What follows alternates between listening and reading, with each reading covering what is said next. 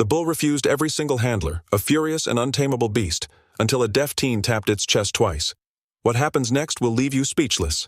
Dust burst into the air as the handler hit the ground, the heavy thud echoing across the arena before his groan followed. Bramblehorn spun in a tight circle, snorting and pawing the earth, his massive horns swinging dangerously close to the man's head as he scrambled backward in the dirt. A whistle blew, sharp and urgent, and two gate boys rushed in, waving red flags to distract the bull long enough for the injured handler to limp out. One shoulder sagged at an unnatural angle, dislocated, and his other arm clutched his ribs. The crowd let out a collective murmur, some shaking their heads, others leaning forward to see who would try next.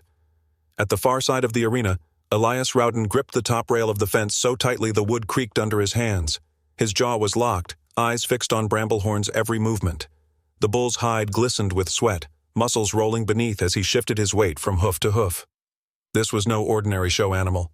This was the last hope Elias had to turn the ranch's fortunes before the Grand Stock Championship in 3 weeks. Without that victory, the sponsorship contracts would vanish, and with them, the livelihood of every man who worked at Graythorne. Another handler, older and more experienced, stepped into the ring. He carried a coiled rope and kept his body low, moving sideways toward the bull. The crowd hushed. Bramblehorn's ears twitched. His head rose slightly, nostrils flaring.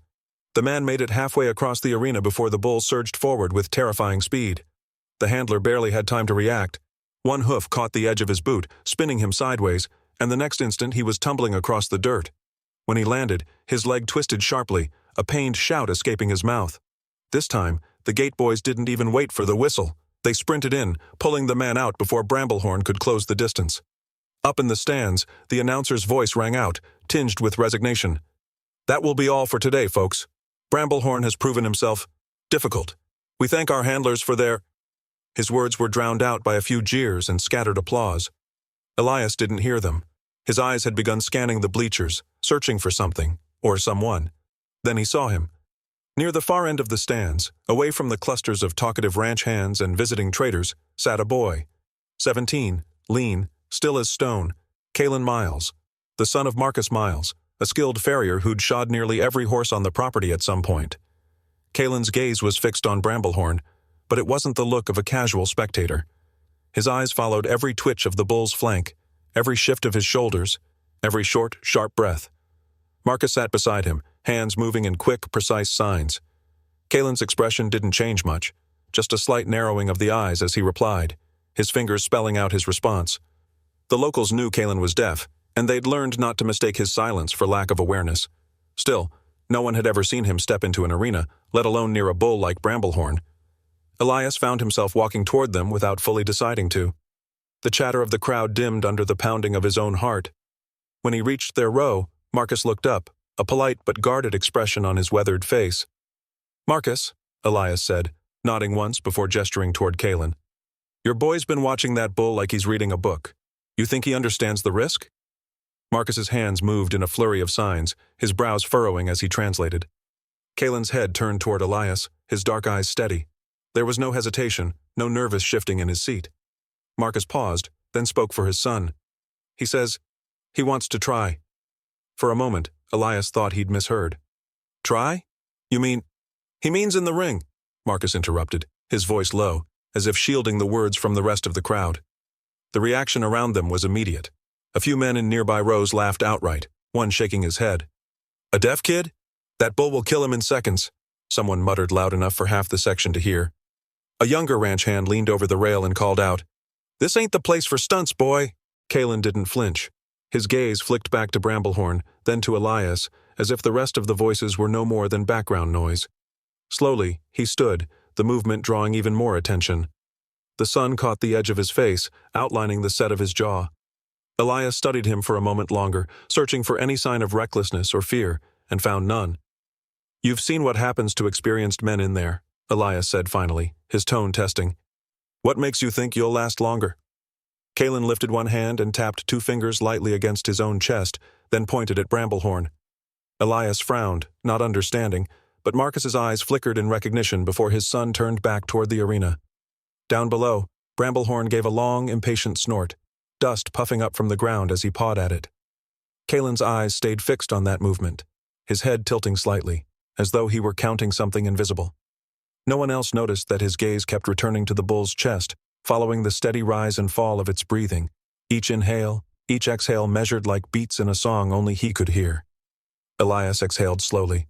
Against the protests buzzing in his ears, he nodded once. "All right, let's see what the boy can do." The crowd murmured again, disbelief rippling through them. Some stood for a better view, ready to watch what they assumed would be a short and ugly attempt. Others leaned back, shaking their heads, already convinced this would end the same way as the last two tries, with another body in the dirt. Kalen stepped toward the rail, his father following close behind. At the gate, Marcus gripped his son's shoulder, speaking with his hands quickly, his expression a mix of warning and trust. Kalen answered with a short reply, his movements calm and deliberate. Then he slipped past the gate, the latch clanging shut behind him. The sun was blinding in the open arena, and the smell of dust and animal heat hit him instantly. Bramblehorn turned his massive head toward the newcomer, ears flicking forward. For a few long seconds, neither moved. The boy's breathing matched the rhythm he'd been studying all afternoon, his eyes steady on the bull's chest. From the stands came the low hum of voices, some amused, some anxious. But to Kalen, they might as well have been silent. All that mattered was the pattern before him, the slow, powerful expansion of the ribcage, the pause, the release.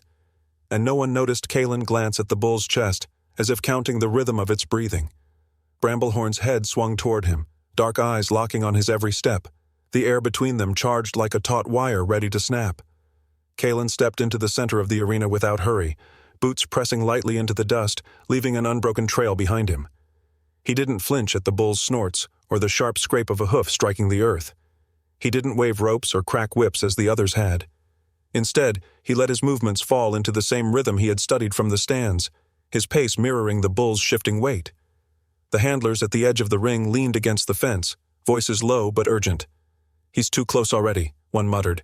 "That boy's not going to last 10 seconds. Another shook his head. "Watch his eyes. Bramblehorn's lining him up for a charge."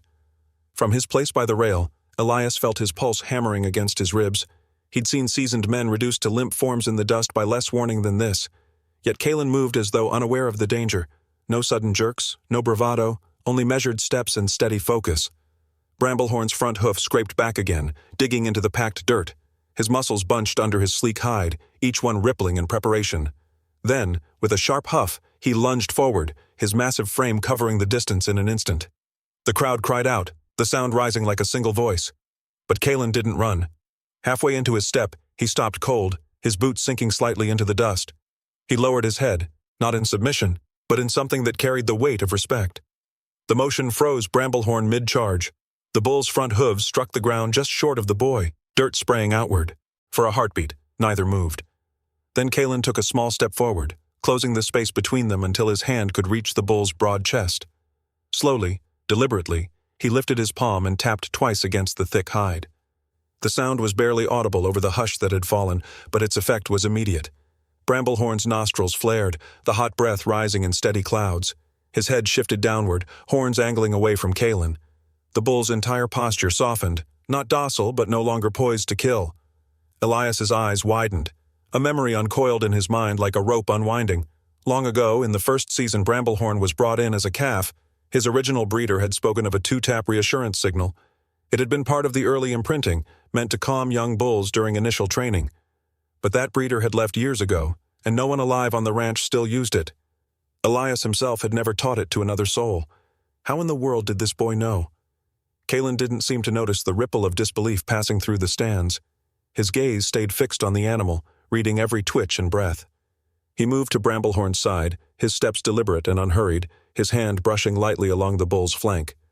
Bramblehorn turned with him, allowing the boy to guide him into a slow circle in the arena. The crowd began to find its voice again, a tentative murmur swelling into cheers. Men slapped the rails, calling out to one another in disbelief. One older rancher shook his head, laughing in astonishment. "I've never seen anything like that," he said. Elias, however, didn't cheer. His mind was racing. This wasn't luck, and it wasn't blind instinct. The boy had acted with intention from the moment he stepped through the gate. That meant he'd either guessed something so precisely it bordered on impossible, or he knew more about Bramblehorn than anyone should. On the far edge of the stands, Garrick Vaughan leaned against a post in the shade, his arms folded, his expression dark. While others gaped at the spectacle, Garrick's eyes were sharp and calculating. He had been waiting for Elias's ranch to fail, waiting for the sponsorships to pull out so he could buy Greythorn at a fraction of its worth. This was a problem. If the boy could do in minutes what experienced men had failed to do for months, then Elias might just have a chance in the championship. Garrick's jaw flexed as he watched. He would not let that happen. In the arena, Kalen brought Bramblehorn to a stop, the bull standing calmly at his side. The boy glanced toward his father in the stands, and Marcus gave a single, subtle nod of pride. Kalen turned back to Bramblehorn, his palm resting against the animal's warm hide, his breathing still matching the bull's steady rhythm. Elias stepped closer to the gate, unable to take his eyes off the pair. "Remarkable," he muttered under his breath, though the word barely scraped the surface of what he felt. The handlers nearby exchanged uneasy looks, some in awe, others unsettled by how easily the boy had done what they could not. High above, Garrick's gaze narrowed further. He had seen enough to know this was no fluke. This was a threat, and threats in his mind were things to be removed. The crowd, still recovering from shock, began to cheer, but one man in the shadows, Garrick Vorn, a rival rancher, watched with narrowed eyes. He knew this display could ruin his plans to take over Greythorn Ranch, and he wasn't going to let the boy's success go unchallenged. By morning, the stable air carried a strange edge, something sharp beneath the familiar scent of hay and oiled wood. Kalen noticed it the moment he approached Bramblehorn's stall. The bull stood restlessly, its hooves shifting in quick, uneven beats against the packed earth. Each breath came short and harsh, the flanks rising and falling with a jitter that didn't belong to the steady creature he'd met the day before. The muscles along Bramblehorn's neck twitched as though some invisible swarm was crawling beneath the skin. Marcus came up behind his son, resting a hand on his shoulder. "He's wound up today," he said quietly, studying the animal with cautious eyes. Kalen didn't answer with words. His fingers moved quickly, signing to his father. "Something's wrong. Delay the run." His brows pressed together, his gaze fixed on the bull's erratic movements. Before Marcus could reply, Elias stepped into view, his boots crunching over the straw. He was dressed for the day's demonstration, dark vest, clean shirt, and the confident stride of a man ready to present something extraordinary to the crowd outside. "We start in 15 minutes, he said, voice firm. "Reporters are already setting up, investors too. If we delay now, they'll think yesterday was a fluke." Marcus hesitated. "Elias, the bull's agitated. It's not the same as yesterday. If Kalen thinks we need to weigh—" "We don't have the luxury," Elias interrupted, his tone clipped but not unkind. "The sponsors need proof this wasn't a one-time miracle. If we cancel, they'll walk." Kalen's jaw tightened. He glanced from his father to Elias, then back to Bramblehorn, weighing his choice. Waiting would mean safety. Going ahead might mean disaster. But he could see Elias's desperation in the set of his shoulders, in the slight tremor at the edge of his voice. Kalen gave a short nod. He would go in, but on his terms. Outside, the stands were full, the largest crowd Greythorn had seen in years. Men leaned forward in their seats, hats shading their eyes from the pale morning sun.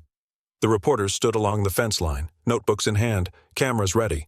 And high in the east stand, shaded beneath the brim of a wide hat, Garrick Vorn watched with the relaxed stillness of a man confident in the outcome. The gate creaked open, and Kalen stepped into the arena. Bramblehorn followed, more a storm than an animal, head tossing, eyes sharp with a restless edge. The bull's breath came in hot bursts, each exhale kicking up fine dust from the ground. Kalen didn't bother with a showy entrance. He kept his body loose, his steps quiet, and his gaze fixed entirely on the bull. But this time, Bramblehorn didn't simply watch him approach. The moment Kalen shifted his weight forward, the bull lunged without hesitation. A sharp gasp ran through the crowd as Kalen sidestepped, the bull's horn missing him by inches. He felt the rush of air and the vibration in the earth as Bramblehorn thundered past. The dust rose thick, stinging his nose, but he kept his breathing even, his focus unbroken. The two-tap alone won't work, he thought, adjusting his stance. The animal was too far gone into agitation. He needed a rhythm, something to cut through the frenzy, something the bull could lock onto. When Bramblehorn wheeled around for another charge, Kalen moved into a wide circle, angling his body so the bull would have to follow. Each time he passed within reach, he tapped the animal's chest twice, firm, deliberate, and then stepped back. The first few times Bramblehorn ignored it, his head swinging, his body trembling with irritation. But Kalen was patient. Tap, tap, step back, circle, tap, tap, step back. His movements matched the animal's breaths, shallow at first, but slowly, beginning to deepen. The crowd murmured, unsure if they were watching skill or simply a dangerous game with no end. From the rail, Elias's eyes sharpened. He could see it now, just barely. The bull's strides lengthening, the muscles loosening in the shoulders. This wasn't chance. Kalen wasn't calming the animal by luck. He was fighting through whatever had been done to unnerve it. Elias's gaze flicked briefly to the stands, scanning faces. High above, Garrick's relaxed posture had shifted. His fingers curled slightly against the rail, his jaw set. Bramblehorn lunged again, but this time the motion was slower. Kalen stepped aside, his hand brushing the bull's hide as he passed, anchoring the rhythm. Tap tap, step back. The tension in the arena was palpable. No one dared to cheer yet, as if sound alone might shatter the fragile progress. Marcus, standing just inside the gate, gripped the top bar until his knuckles whitened. He knew his son's instincts well enough to trust them, but the risk clawed at him. One wrong step, one slip, and the arena floor could turn red in an instant. 5 minutes passed, though to the spectators it felt like one long, suspended breath. The bull's charging slowed, the pauses between lunges lengthening. The jitter in his flanks eased, and his breathing fell into sync with the boys. Kalen kept the pattern going, never rushing, never letting the rhythm break. His eyes stayed locked on Bramblehorn's, a silent exchange of patience and authority. Finally, the bull came to a full stop, sides heaving but calm. The dust settled around them, the morning light catching in the curve of Bramblehorn's horns. The crowd erupted into applause, the sound rolling over the arena like a breaking wave. Elias exhaled heavily, a quiet, almost incredulous laugh escaping him. He knew now, beyond doubt, that someone had tampered with the bull. But more importantly, he knew that Kalen had undone it in front of everyone. That was no small feat. In the stands, Garrick's jaw tightened, the faint crease at the corner of his mouth hardening into a line. His plan had been simple: make the boy fail, make the ranch's miracle fade into memory. Instead, Kalen had turned the sabotage into another victory. The crowd gasped as Bramblehorn stopped its frenzied lunging. Elias saw it too, and realized the boy wasn't just handling the bull. He was undoing someone's deliberate tampering. Garrick's jaw tightened. Kalen's strategy was working, and if it held, Garrick's plan would unravel in front of everyone. Bramblehorn moved like a living shadow across the championship arena, every step deliberate, every turn sharp yet graceful. The sunlight glinted off his horns as the dust swirled beneath his hooves. Kalen, walking just to his left, guided him with quiet precision. No rope, no prodding stick, just a steady rhythm of taps, hand motions, and a presence that seemed to tether the massive creature's mind to his own. The crowd's roar swelled with each maneuver.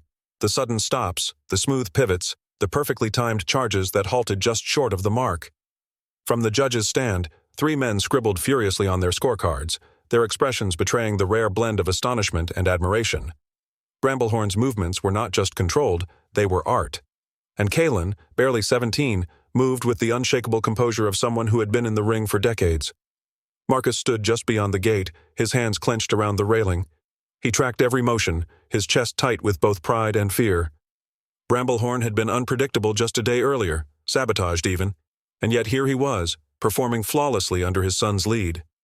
When the final maneuver came, a full circuit of the arena followed by a sudden halt within a hair's breadth of the judges, Kalen gave the subtlest 2-tap signal on the bull's side. Bramblehorn's muscles bunched, then released in a stillness so complete it seemed the arena itself was holding its breath. The judges looked up. Then the first stood, clapping slowly. The other 2 followed. Moments later, the announcer's voice rang out over the loudspeakers, the words nearly drowned by the eruption of the crowd. "Highest score in Graythorn Ranch's history!" The cheers were deafening. Men in the stands waved hats, reporters shoved forward to capture photographs, and strangers shouted Kalen's name. Bramblehorn remained still until Kalen gave a small nod, then turned toward the gate as though he understood the show was over. Elias was the first to meet them as they stepped out of the arena. His face carried the rare brightness of a man who had just watched the future of his ranch shift before his eyes. He reached for Kalen's hand, shaking it firmly before clasping Marcus on the shoulder. "You didn't just save Graythorn today," Elias said, his voice low but fierce with emotion. "You reminded every man in those stands that handling isn't about muscle, it's about trust. You 2 proved it." Kalen gave a small, modest smile, but his chest rose slightly as the weight of the victory settled in. Marcus squeezed his son's shoulder, pride flashing in his eyes. The celebration began to rise behind them, ranch hands clapping one another on the back, investors offering congratulatory words. But Elias's gaze shifted. He glanced toward the far end of the arena, then leaned in close to Marcus, speaking so no one else could hear. "I need to tell you something," he murmured, his tone losing its warmth. "This morning, before anyone else arrived, I went through the stables. Bramblehorn's trough. There were traces of that irritant powder. Someone put it there deliberately, and it had to be someone with direct access to the animals. Marcus's expression hardened instantly. He turned to Kalen, signing the words with crisp precision. Sabotage. The powder. Someone here did it. Kalen's head snapped toward the stands, his eyes narrowing as they searched. Then he found him. Garrick Vorn, seated halfway up, his posture too casual, his gaze locked on the celebration below. Their eyes met across the distance, and for a brief moment, the noise of the crowd seemed to vanish. Garrick's smirk faltered. The boy's stare was not one of triumph. It was recognition. Kalen knew. Before Garrick could push to his feet and slip toward the aisle, two of Elias's men appeared at either end of the row, moving with deliberate calm. The rival rancher's eyes darted between them, his jaw tightening.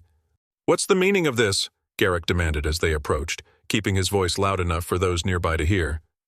"You can explain it outside," one of the men replied flatly, gesturing for him to stand. The movement in the stands began to ripple, curious heads turning toward the confrontation. By the time Garrick was escorted down the steps, the noise of conversation was rising into an uneasy murmur. Near the arena gate, Elias stepped forward, blocking Garrick's path. "You want to tell me why you were so sure Bramblehorn wouldn't make it through yesterday?" he asked, his voice cold. Garrick's face remained set, but the tightening around his eyes betrayed him. The silence stretched for several heartbeats before one of Elias's men produced a small paper packet from his pocket. "Found this in the stable's north corner," he said. "Same powder." The crowd's murmurs turned into audible gasps. Investors who had moments earlier been smiling now frowned deeply. Someone shouted from the stands, "You tried to ruin it!" Another voice joined in, louder, angrier, and soon the scattered shouts merged into a tide of condemnation. Under the press of eyes and voices, Garrick's composure cracked. His shoulders slumped, and the confession came out in a bitter rush. "I did it. I didn't think he could handle the bull. I wanted to prove it was all luck." The anger in the arena grew, the earlier cheers now twisted into shouts of betrayal. Elias's men led Garrick away, their expressions set like stone.